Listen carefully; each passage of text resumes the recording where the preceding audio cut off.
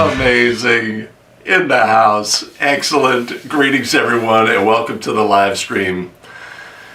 There is insanity in the control room. A crazy morning here at A Better Official as we look to go live, as we do every Wednesday, beset with gremlins and issues in the live stream. But we are live now, and it's great to see everybody. We've got some case plays to go today. That's what we're going to be focusing on, Rule 5 case plays. And had a nice little format designed, and things went a little squirrely, so we'll see how it goes. I am flying by the seat of my pants. Fortunately, I've done a lot of prep work in advance to help with the show, and it's a pleasure to see everybody in the house. The Zooch has joined from Missouri. Mike Goodwin from Alaska. Mike Connors from Tampa. We are outlining the country. Jason Hayes from Missouri. Capco, where are you from? Let me know in the chat. Yes, it is the norm here at A Better Official. Oh my goodness. You would not believe it. Billy Mack, in that little corner of Connecticut, shouting out his official forum cronies. Marcel in the South Bay. Do we have a sound issue? Yes, we do. That's what I'm telling you. Suddenly the sound is better. Ay, ay, ay. I will tell you. Keith Rock jumping in from South Carolina. Capco from New Jersey. Tremendous. Awesome. Great to see everybody. Did anybody catch the IBO educational effort yesterday featuring Scott Bach-Hansen? Great presentation. You can find it on their Facebook group. Maybe some people were on the live stream. I watched it on Facebook. Scott is so fantastic as a presenter. Had a lot of work to do with his slides, but when it's just like when he opens his mouth and words are coming out, there's great knowledge to be learned there. So if you have a chance, go find that live stream from yesterday. IBO, it's on their Facebook page. Sound very low. Volume low. Very low.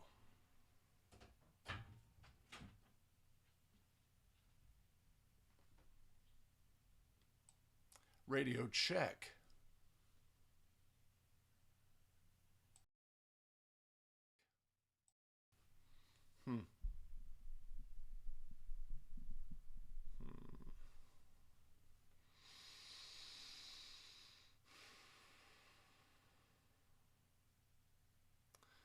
The rain in Spain falls mainly in the plain.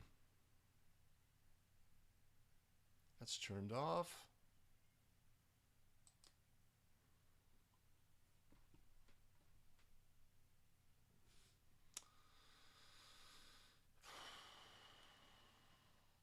That's better. Well, let's see how this goes. Let me know. It's chaos today. We are literally flying by the seat of our pants. Can you take anything for granted in this world? Michael, good morning to you. Hey, Les O'Connor's in the house.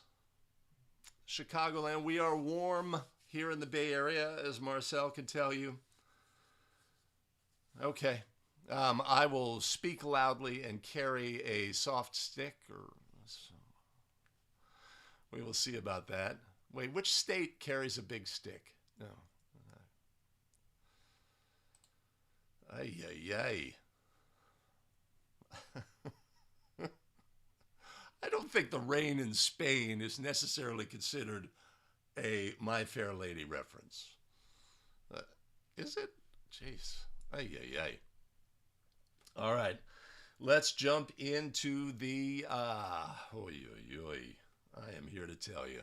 Let's talk about the rundown here at A Better Official. Every Wednesday, when the week starts for Billy Mack. Every Wednesday, basketball rules expert. We look at play scenarios. Today we're going to be looking at case play scenarios directly from the case play book. And we get better as basketball officials understanding the rules of National Federation of High School Basketball Rules. And then every Friday we look at plays, analyze game video, look at the officials' positioning, whether they work the system, call correct, rules adjudication, demeanor, communication, all of the elements that come into play when we hit the court as basketball officials. Every other Monday we have a master class. Last week we were focused on one topic. In 2 weeks, on the 20th, or the 27th rather, we'll be focusing on a yet-to-be-determined topic. We might go fighting. That's got some good, juicy stuff. We'll see. We'll see. Working on it. And if you're new to the show, jump in the chat. Put new. Let me know where you officiate from. Be pleased to meet you. If you're new to me, my name is Greg Austin with thebetterofficial.com. We craft video to help basketball officials get better and take control of their officiating career. And when you have an opinion on a play, jump in the chat, put your voice in the game so we can all get better together. As we like to do, if you allow me the opportunity to get the show started.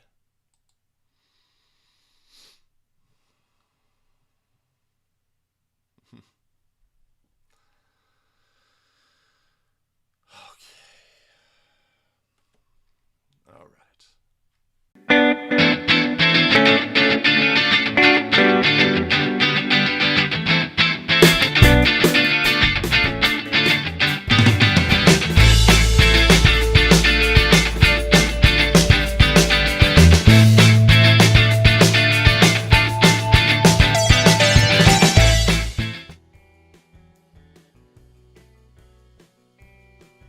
Amazing.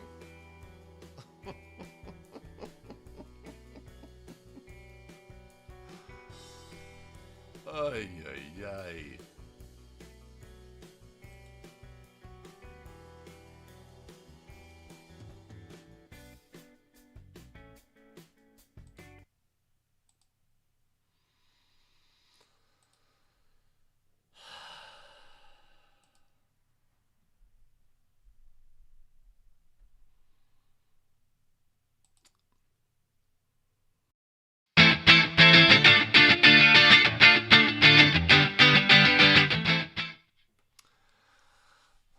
I have lost control. I have lost control of the show. Amazing. Okay. Oh, Jesus Christ.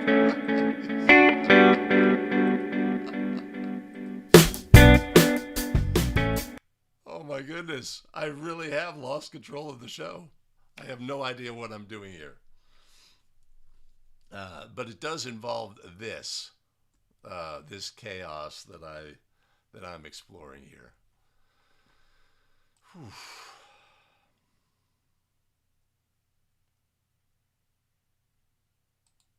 Amazing.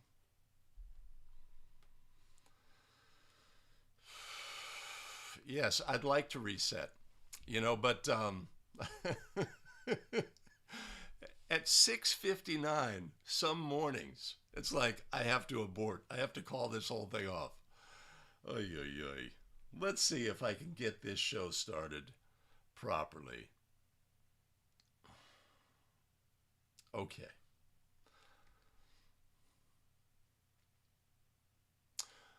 Something we can always do as we prepare for the upcoming season is get into the rules book, get into the case book. We can do it in different fashions. Sometimes just say, look, let's find case plays. Let's look at case plays, make the adjudication, see if we got it right, see if we understand the underlying concepts. That's what we're doing today. We're looking at case play scenarios directly from the case play book. Let's go.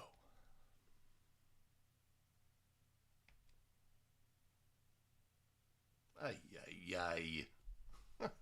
I have no control.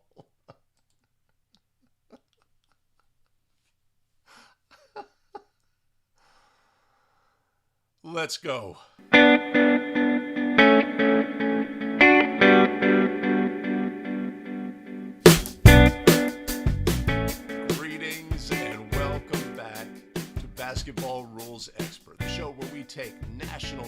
edition of high school basketball rules. We lift them off the printed page, breathe life into them, simplify, clarify, amplify so we can take the rules with us onto the basketball court. Greetings again, everybody. My name is Greg Austin with abetterofficial.com. I've been a high school basketball official for over a decade, consider myself to be a basketball rules expert. This show is all about helping you on a journey to becoming a basketball rules expert as well. As we like to always do, thank our fantastic show supporters.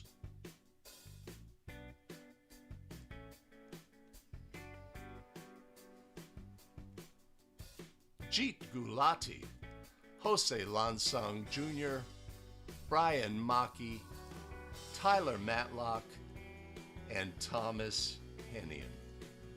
Much appreciated and much love. You want to support the show, you can always purchase us a coffee. I'll put a link in the show notes below. All right, fantastic.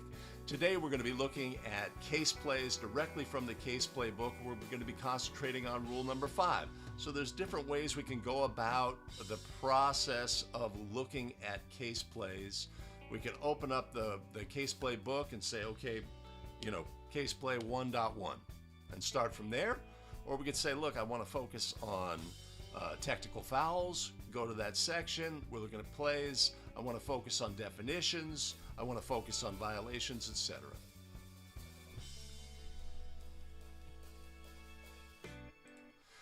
Today we're going to be looking at case plays from section 5.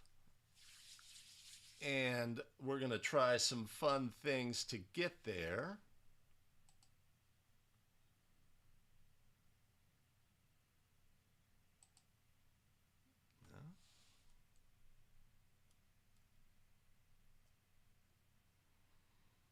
I have a little wheel of fortune I've created to help us select random case plays. And we're just going to go, right? Give me just a second.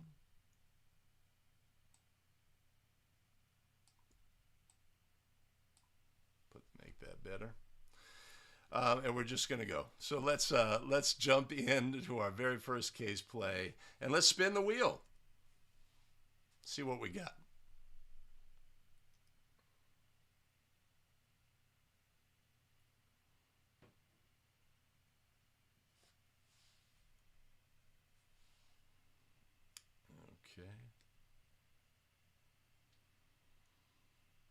Okay. All right. I need to go back here. 584 sit B.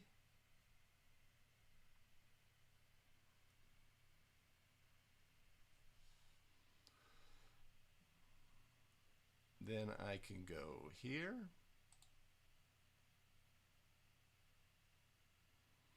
The head coach from Team A requests a 60-second timeout to rectify a timing error. The referee grants the timeout to investigate the matter, but determines that no correction can be made. The scorer then informs the referee that Team A cannot be charged a 60-second timeout as they only have one 30-second timeout remaining. What do we do in that situation? Let's look at the ruling. Since they have no 60-second timeouts remaining and there was no timing correction made, Team A will be charged their remaining 30-second timeout regardless of the amount of time consumed, right? A common sense resolution to the situation, right? Teams must request a timeout to examine whether a correctable error situation has happened. In this instance, the coach requested the timeout for the officials to examine the situation. In the end, no adjustment was made in the game, so the coach is therefore charged with that timeout. And since they had only a 30-second timeout remaining, that is what is used. Brings up the scenario, I suppose we could think about it. What if they did not have a timeout remaining? feel the crew is making a correctable error mistake, goes to the timer or the scorekeeper and timer and says, I need a timeout. They're making a mistake. Horn, horn, horn, horn, horn, right? Ball before the ball is put in play. And the coach is essentially requesting a timeout for the examination of the correctable error situation, right? It puts us in we get into a gray area part of the rules in that instance. Can they legally make this correction? Are they going to, or this request for a timeout? That's an interesting conundrum. Let's see what,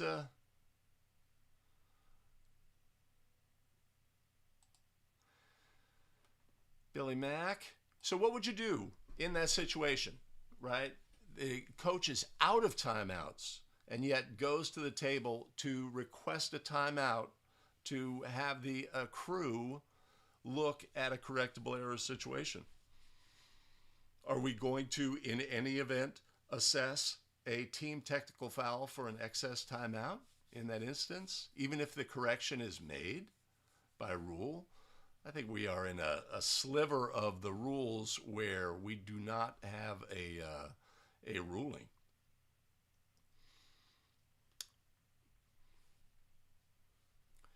But if we look at our original case play, common sense prevails. The coach is charged for a 30-second timeout since that's all they have remaining, right? Simple, straightforward. This is not a complex play. Not that demanding. Right.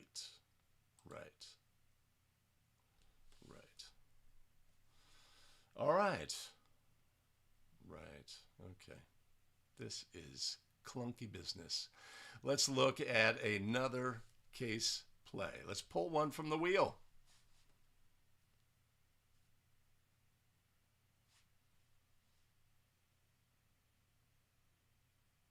All right. 5-8-3 sit E. Let's find it.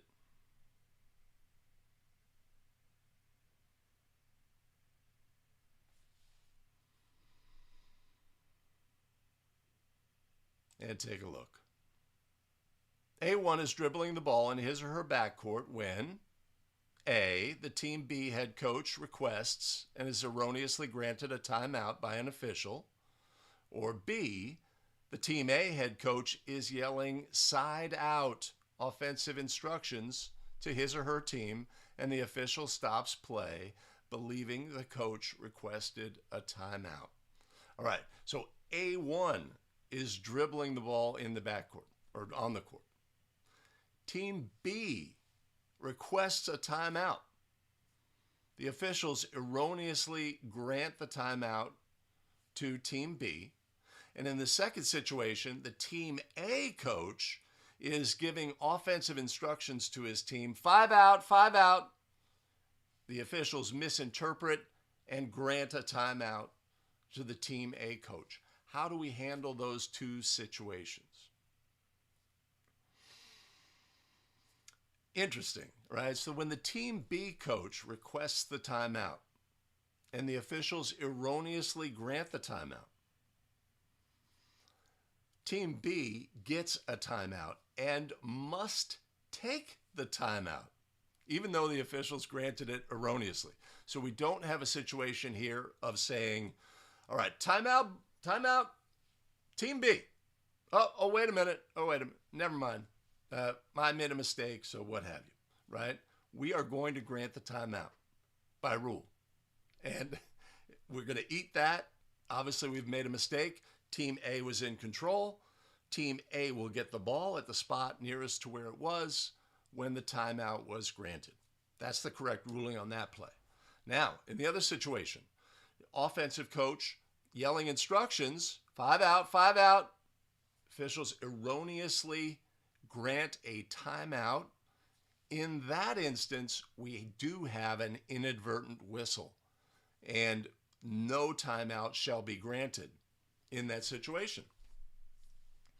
So, two similar situations, but in the first one, inadvertent whistle is not an option. Let's take a look at the ruling on the play.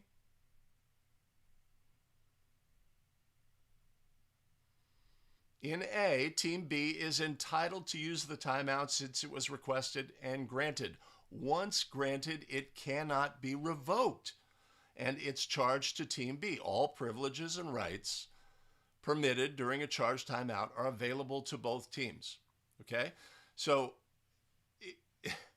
interesting the dichotomy between these two. One, inadvertent whistle is not an option.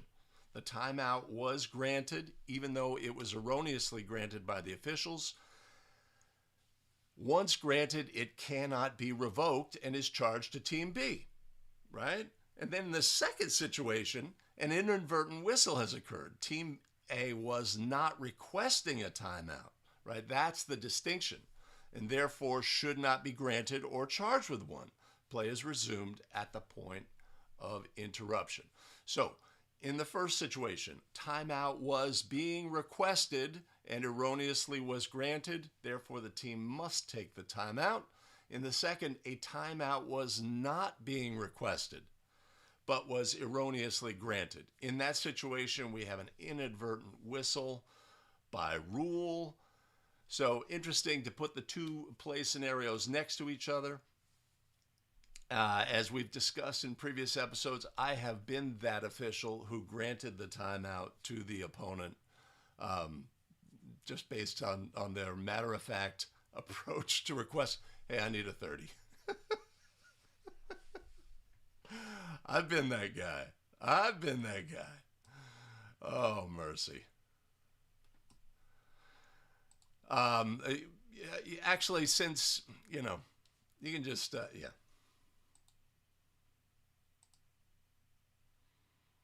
I think we have a discussion of whether. In A, we must administer the timeout, correct? Yeah, it is an official, obviously an error was made in the first scenario as well, but the request for a timeout was made and the timeout was granted. That's the key.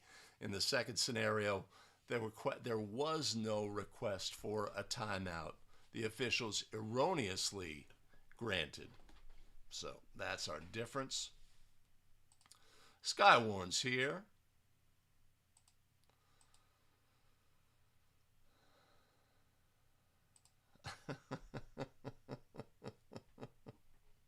Well, of course, a point of emphasis this year is the granting of timeouts and ensuring that either one of the 5 players or the head coach is making the request. And so we could, I suppose, also say, well, we need to ensure that the coach is actually requesting a timeout. Now, if this was yeah, that's what we have. All right. Okay, I've got a little bit of a footing. Hey, so let me know this in the chat. When the wheel spins, do you hear the sound of the wheel? And is there an announcement of the case play? Is that audio coming through? I was mortified to discover that the audio from the 5 Play Friday episodes was not coming through on the live stream, and we had those super long play scenarios on Friday that were in silence, and having the soundtrack is much better. So let me know in the chat whether the wheel is making a sound. And let's move now to another wheel, a spin of the wheel. Let's find another play scenario.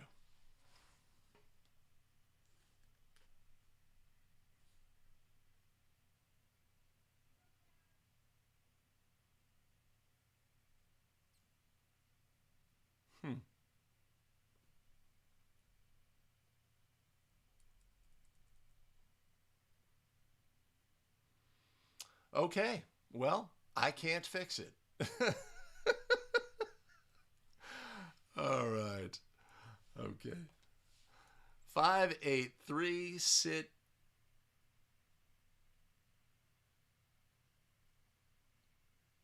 Was it E?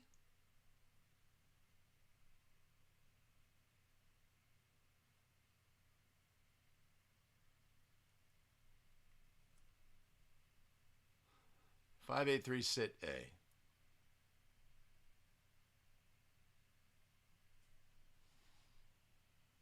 All right.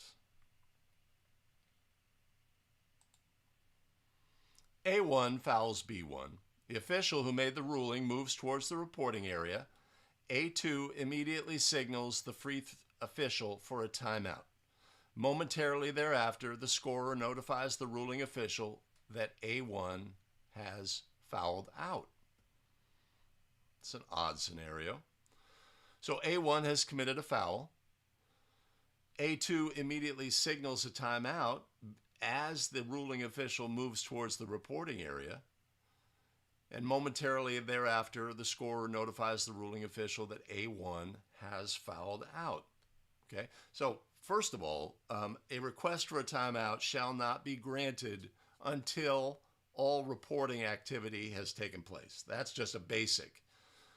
Coach, I hear you. I know you want a timeout, but let me report, right?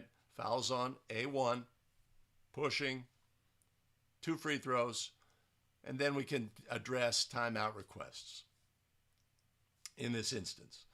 So, also, the scorer, and it sort of opens the window as to why this is a procedural thing. The scorer then says, hey, ref, A1 has 5 fouls. Okay? So we cannot grant, in that situation, we cannot grant a timeout, even though A2 requested it, because we need to replace the disqualified player before a timeout can be granted, right? Need to be aware of that.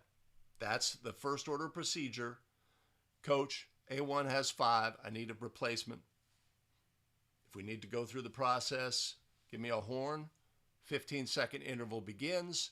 At the end of the 15-second interval, a replacement should be at the table to come into the game. And at that point, we can properly grant a timeout if the timeout is still requested by the crew.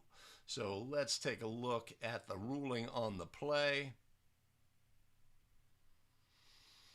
A1 must be replaced before the timeout is granted. And let's look at the comment. Comments on case plays and on rules and notes, etc., can often give us the proper guidance about how to handle these situations. The first responsibility the ruling official has is to report the foul to the scorer. Officials should not be hasty in granting an immediate timeout after the game has reached a point that players may begin to foul out. Rather, they should take a second or two after reporting the foul to see if the scorer may report that a disqualification has occurred or should occur. Right? So the takeaways, right? First order of responsibility is to report the foul. If we are at an end of game situation, officials are counseled to say, give it a moment, let the scorer have a chance to work, right? If we are close to a player disqualification situation, anticipate that, give them a moment. Don't be in a rush. Always don't be in a rush. The ball is dead. Nothing's going on until we make it so. So we have that window of opportunity to grant the timeout. We don't need to ever be hasty in a dead ball situation to grant a timeout.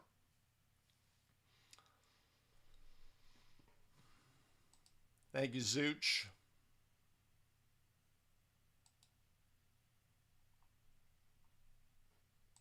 Keith, Billy, the silence.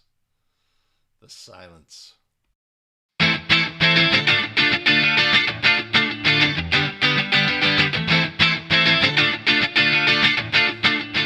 have no control of the show today. Everything is up in the air. Ay, ay, ay. Amazing. Amazing. The slings and arrows.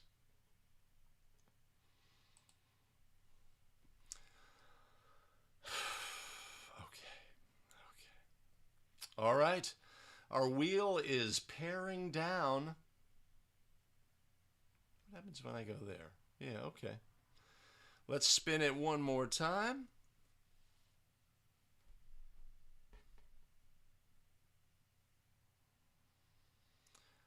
.7.4. Let's take a look at case play 5.7.4. Let's take a look. The score is tied at the end of regulation. During the overtime period, the official scorer informs the referee that Team A had an additional point in the fourth quarter that was not counted in A. The referee reviews the scorebook and recognizes where a point was not properly credited to Team A. Or B, the referee does not have definite knowledge that a point was not credited to Team A, right? So during the overtime period, the official scorer informs the referee, hey, ref, we did an accounting, and actually back in the fourth period, an extra point should have been granted, right? So what do we have in that situation? An extra point should have been granted before the end of regulation, which would have led to a situation where the score was not tied. So should overtime have been played, right? The rules, though, give us the correct adjudication of the play. Once overtime has begun, and this is a fundamental concept we can take with us onto the court. Once overtime has begun, it will be played. Once overtime has begun, it will be played. So even if it was immediately after overtime started, we toss the ball to start overtime. It's tipped into the back court. Team controls the ball. Official starts their count and hey, ref. We found a bookkeeping error and there should have been a point in the fourth period, etc. Right? So basic concept. Once overtime has begun, it will be played. Absolutely. Okay? So now, if there was a bookkeeping error in the scorebook that has been discovered, bookkeeping errors can be corrected at any point. Okay? So the point may be added in this situation and shall be added in this situation.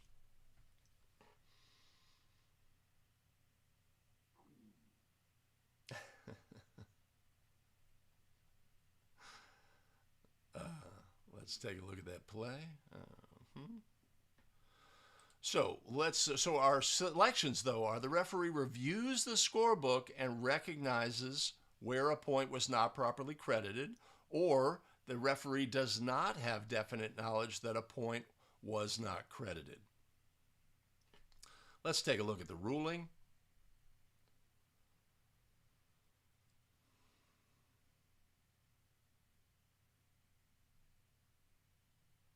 In A, the referee adds a point to Team A's score, and in B, the referee does not add a point to Team A's score. In either case, the referee continues the overtime period to completion. Interesting. Okay, so if we have definite knowledge, obviously we're going to add the point. And B, the referee does not add a point because they don't have definite knowledge. Maybe the visitor book says, no, we don't have that situation. The home book does. Referee needs to make a determination about whether that was an accurate recognition of a point of a discrepancy in the book. So that's our ruling on this play. But a key takeaway that we always need to take with us onto the court is once overtime has begun, it will be played. If the score needs to be adjusted based on a situation, a bookkeeping error. Now, obviously, if the officials failed to award a three-point goal when a player attempted a three-point goal, let's say near the end of regulation, right? The correctable error time frame comes into play, and that would be the determining factor. Okay, it's not a bookkeeping error in that situation. Bookkeeping errors can be corrected at any time. Once overtime has begun, it shall be played.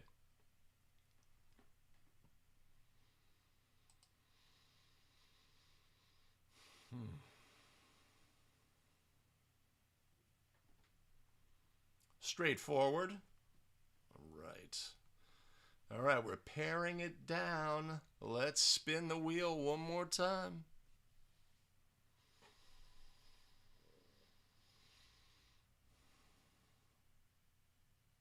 584, sit A. Let's take a look.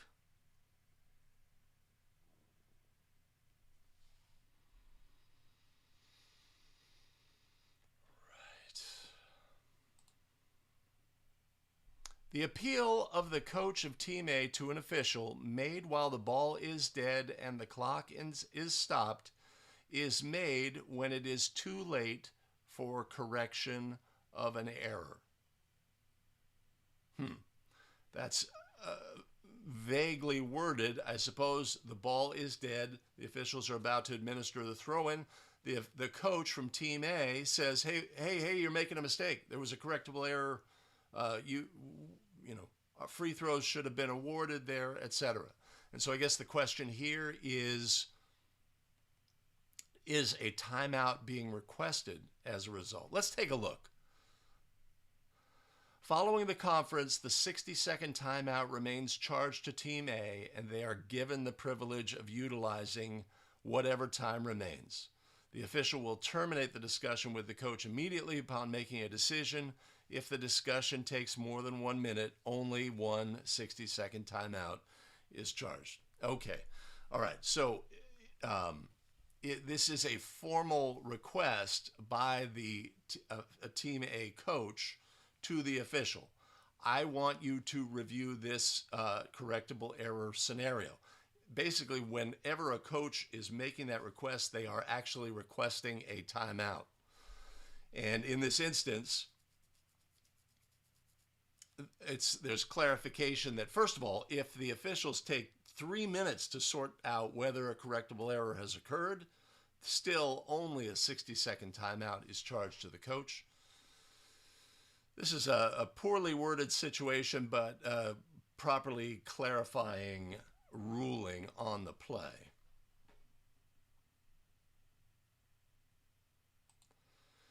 Yeah, the scenarios are disappearing after use.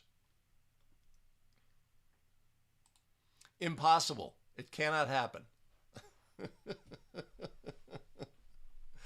Can't happen, Mike. All right. That was a funky play scenario, but let's move on to the next one.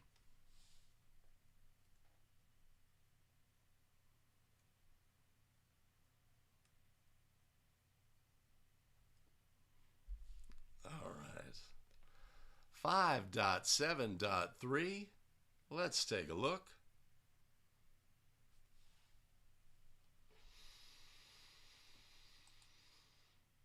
Following a violation in the first extra period, the timer beckons the referee to the table.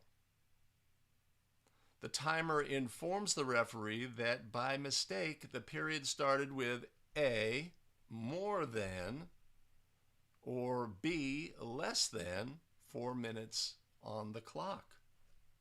What is our situation? So we have a timing situation. Maybe we're doing the game at a collegiate venue, and the timer is used to collegiate rules, and they put 5 minutes on the clock. The period has just started. The overtime period has just started. And maybe the clock shows 4:32, and the timer informs the officials that, hey, ref, we started with 5 minutes. Sorry about that. What do we do in that situation? Our other scenario is less than, right? So same scenario. Now, instead of 4:32, there's 3:32 there's 2:32 because they only put 3 minutes on the clock. How do we rectify this situation? By rule, seems like a common sense approach would be in order here. Our ruling in A, if the mistake is discovered before the clock reaches 4 minutes, the clock shall be set at 4 minutes and play resumes. Oh my goodness.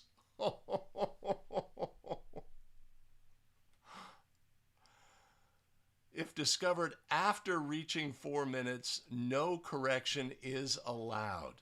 Wow. In B, the appropriate amount of time shall be added to reflect a 4-minute period.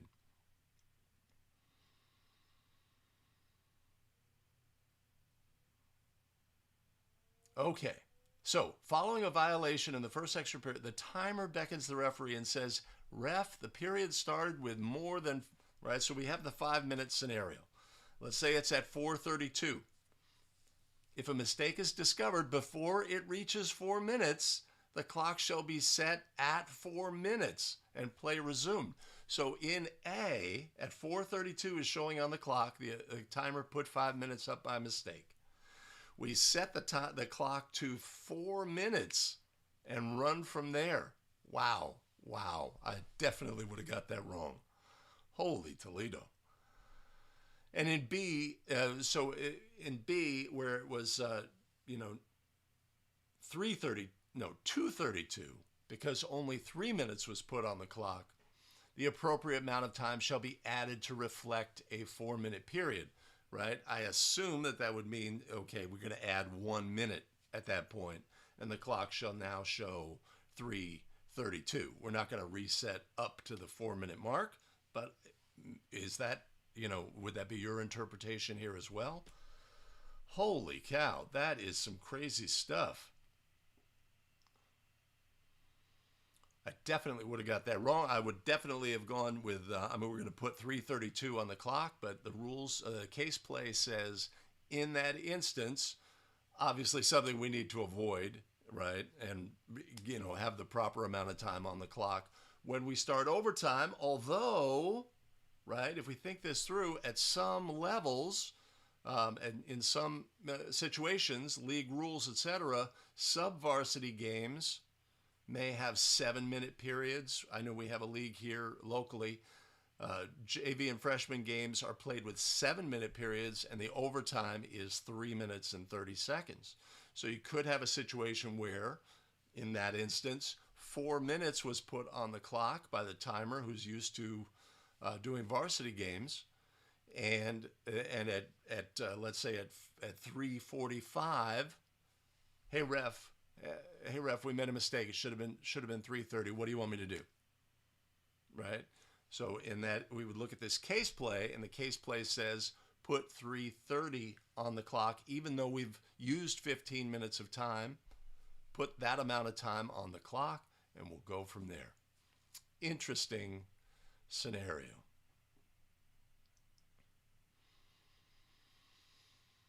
And an unusual scenario, and one that we can avoid by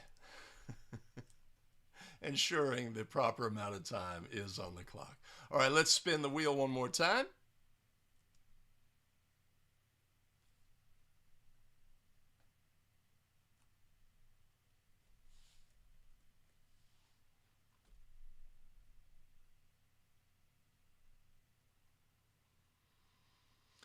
Five, 8, 3, sit B. Let's take a look.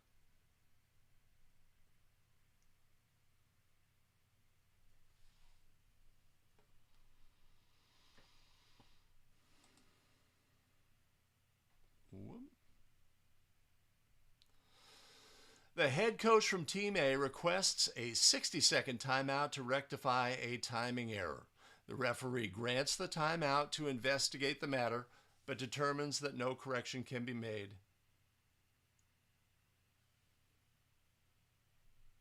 This is sounding familiar.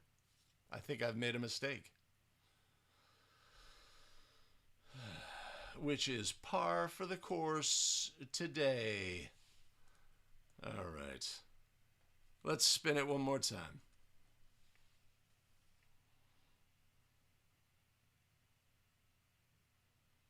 .7.1. We can find that. And go here. The score is B62 and A60 when A1 is fouled with no time on the clock in the fourth period. The horn sounds immediately after the foul is called. Team A is not in the bonus, but erroneously A1 is awarded a bonus free throw and makes both free throws to tie the score. Team B controls the jump to start the overtime, and B1 scores to make it 64-62. Before the ball becomes live on the subsequent throw-in, the scorer alerts the officials regarding a correctable error. All right. 2-point lead, foul at the buzzer. Erroneously, bonus free throws are awarded, and the player makes both free throws to tie the score and send the game into overtime, and an extra period will be played. After the game has resumed in that extra period, Team B controls the jump and scores to make it 64-62. Okay? Now, we know that correctable error timeframes can occur over and between periods. Right? That's critical to understand with a correctable error time frame. Right? We understand that that's possible, but we always have to evaluate correctable error situations based on that time frame. So, with no time left on the clock, the officials erroneously awarded bonus free throws. These were not merited free throws, and they were awarded. The points were scored, and the game was resumed in overtime.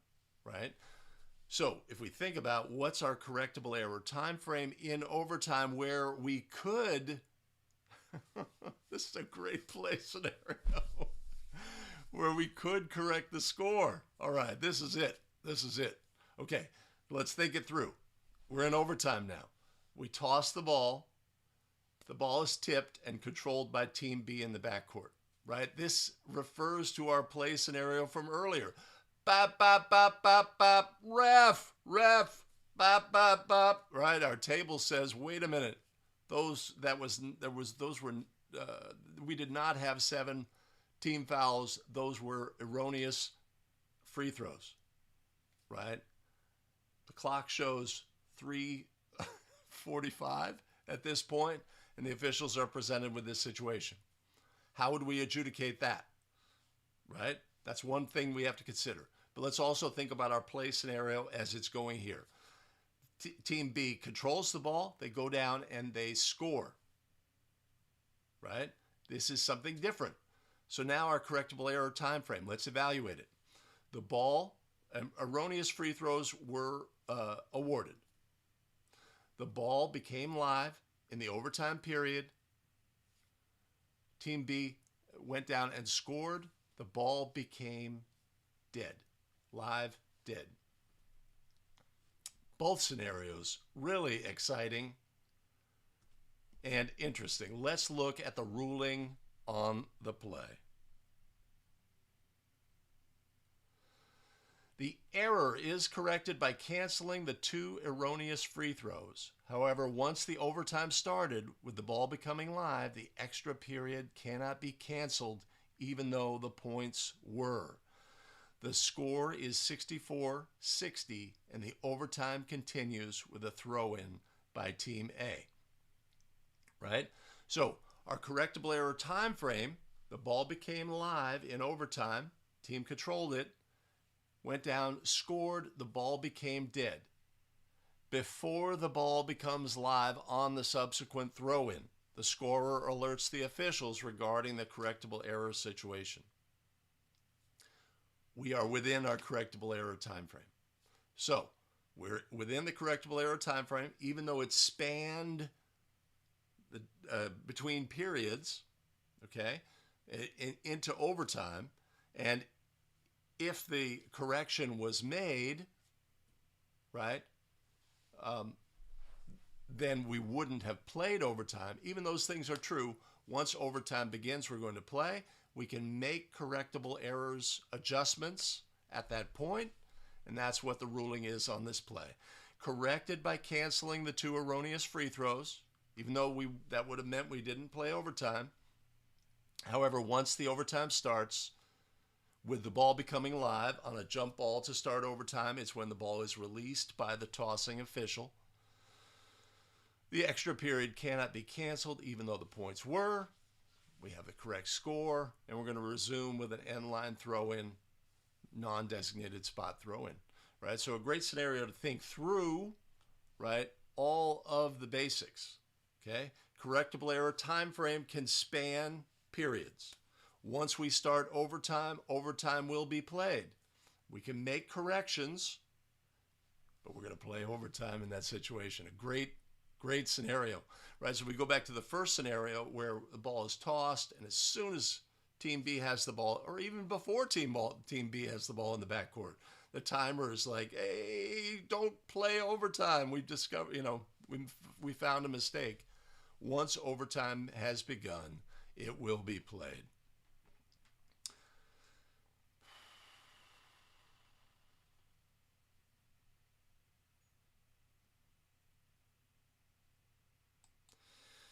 Mike has too late to correct. The ball became dead at the end of Q4 and live again when it left the official's hand, right?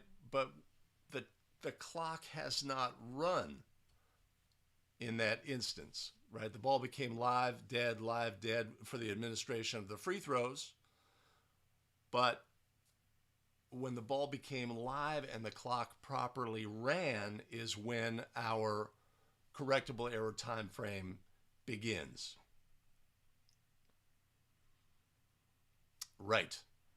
Always important to remember that correctable errors involve the properly starting of the clock.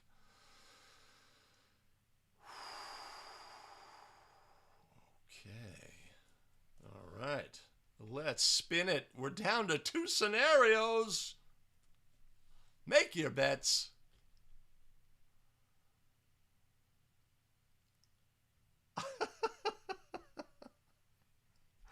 We've got 5, 8, 3, sit, C. Let's take a look.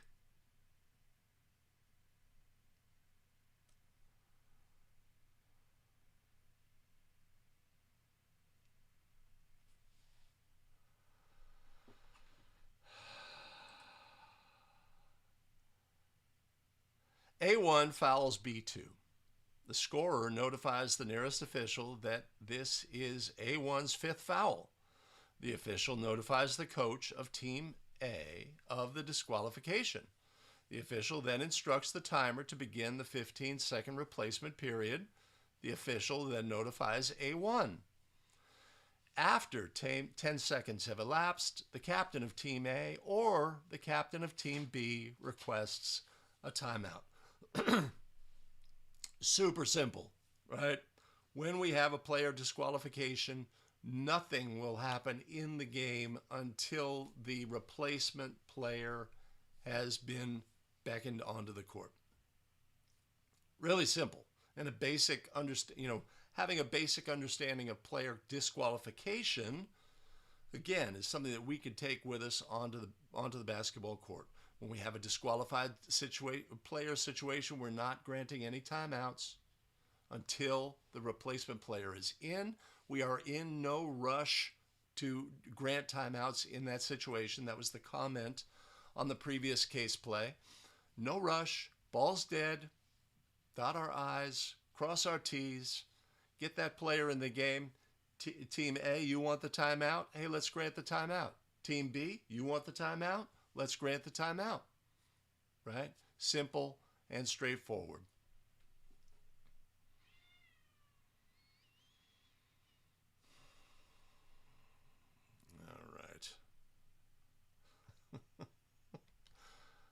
The suspense. I did it again. Ay. What's it going to be? All right, our final case play. There's it be. Amazing.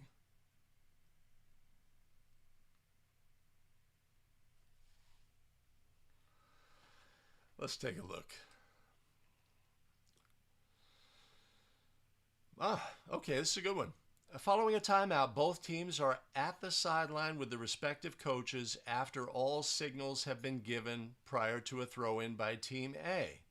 Team A or Team B requests a timeout, A, before, or B, after the official places the ball on the floor at the throw-in spot. So our official is both teams have failed to make themselves available for the resulting throw-in.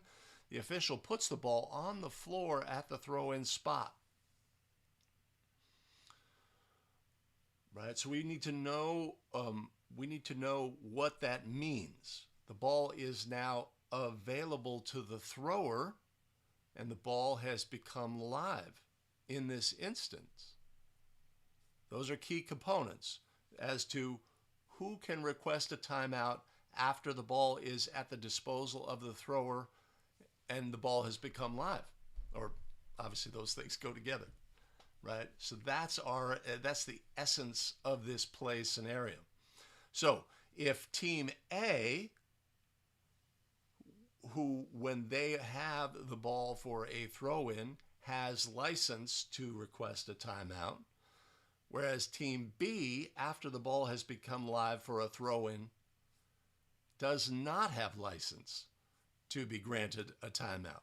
So in this instance, Team A should be granted, Team B should not be granted.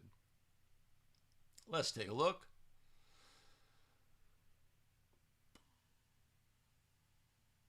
Oh, okay. So before the ball has been placed on the floor, either team may request a timeout. That's pretty straightforward. Once the ball is placed on the floor, Team A may, but Team B may not be granted a timeout after the ball is at A's disposal. And by rule, the ball is at the disposal when the official places the ball on the floor in the absence of a thrower in this situation after a timeout.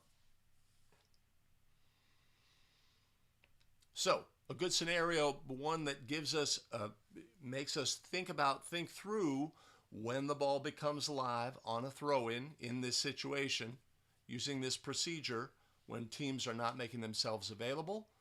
Before the ball is placed on the floor, the ball is dead, right? Either team may request. Any of the 5 players from either team or the head coaches from either team may request. Once the ball has been placed on the floor for the throw-in, the ball has become live.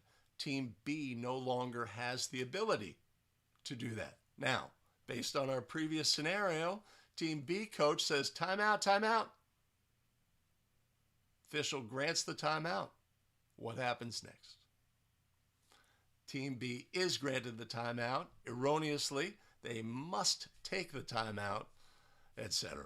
Right? So we can put case plays together, right? Start to build our knowledge so that we can take the rules with us onto the basketball court. Wow. Okay, well, the sound must be better if you are hearing Oliver in the background. The sound must be better. Ay, ay, ay.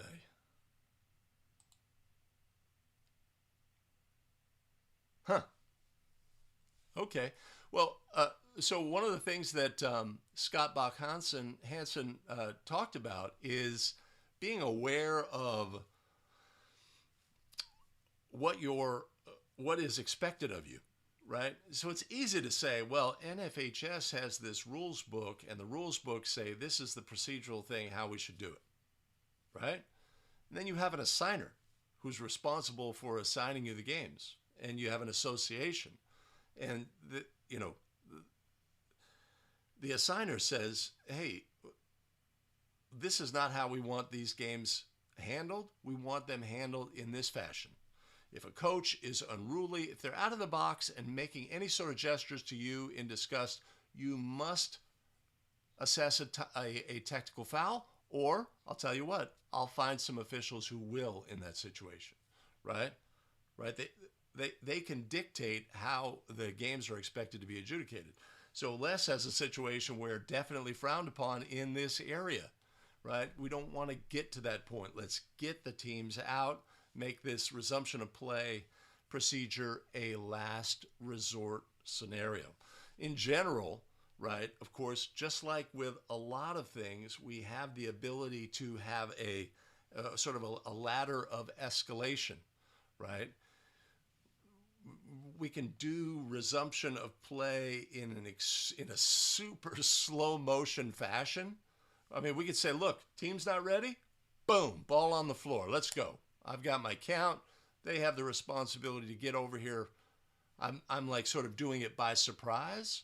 Or we could do it, I'm going to crack a really long and loud whistle, and I'm going to put the ball on the floor, but it's in a really allowing the teams to recognize, and like they start their sprint out, etc. Maybe just as the players arriving, we're putting the ball, we're giving them every opportunity and not putting them at a disadvantage by the administration of that first resumption of play, throw in.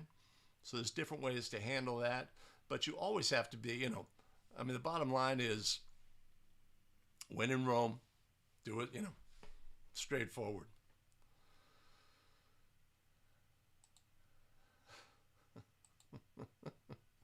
No, there will not be a bonus spin. No, there will not. I'm lucky I got all the spins in. Ay, ay, ay. Incredible. Thanks for everybody bearing with me on the show today. Yeah.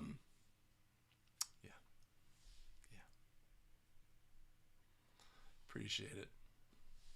I'm going to go there.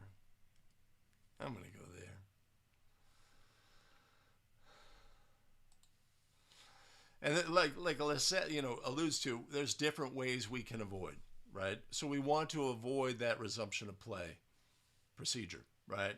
First, and it's always great to review how we're going to handle getting teams out of the huddle, right? Something we can pregame.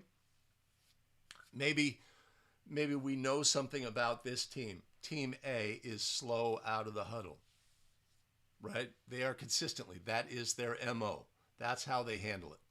Okay, so pregame, coach, how you doing? The players properly equipped, sportsmanship, all those things. Have a great game. Hey, have them ready to go on the first horn. We're going to put the ball in play on the second horn, right? So we've made a communication prior to the game, right?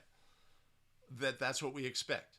Then the first timeout occurs, first horn, right? We can be aggressive in the huddle. Come on, players.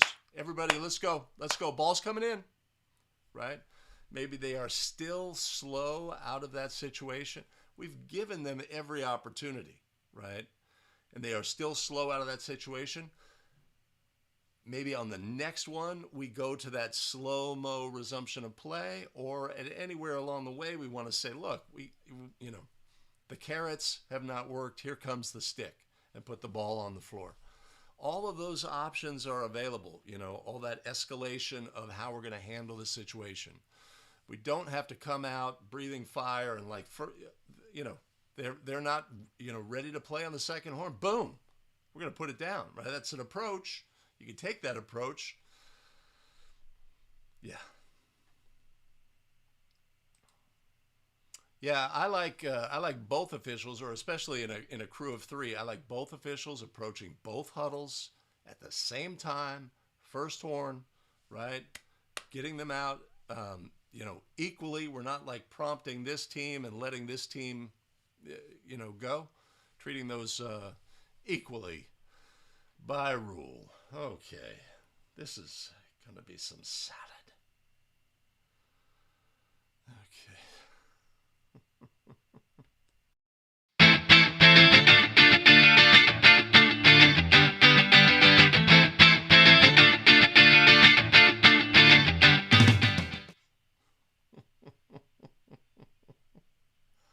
What happens when I go there? Amazing. Hi. Thank you, everybody, for joining me today. I appreciate it. It's been a challenge. If this is content that you find valuable as a basketball official, now would be a great time to do all the things. Hit like, subscribe, and notify so you get alerted whenever we have new content here at A Better Official. Appreciate the support of our fantastic show supporters: Jeet Gulati, Jose Lansang Jr., Brian Maki, Tyler Matlock, and Thomas Hennion. Much appreciated and much love. You want to support the show? You can always head to abetterofficial.com/coffee, link above and in the show notes below. Additional video content is available for you here. This is a video that I've chosen. This is a video that YouTube thinks you should watch. Make your choice. Choose wisely. We'll see you in the next one. Take care.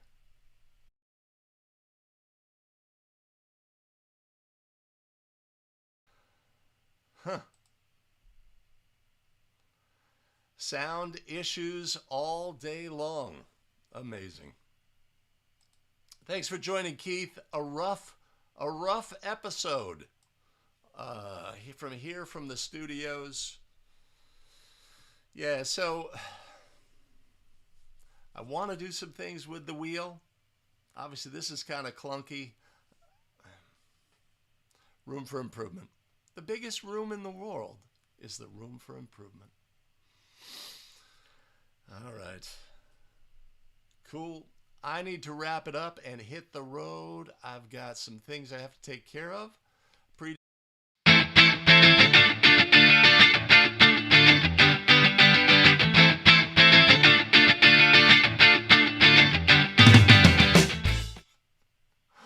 Oh my goodness. Nothing's going right.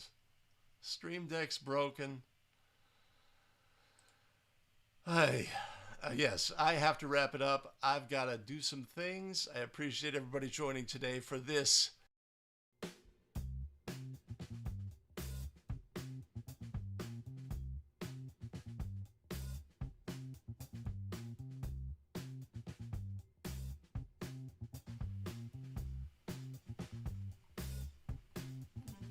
I can't even get out of here properly. All right, everybody, I will see you on Friday. Have a great one.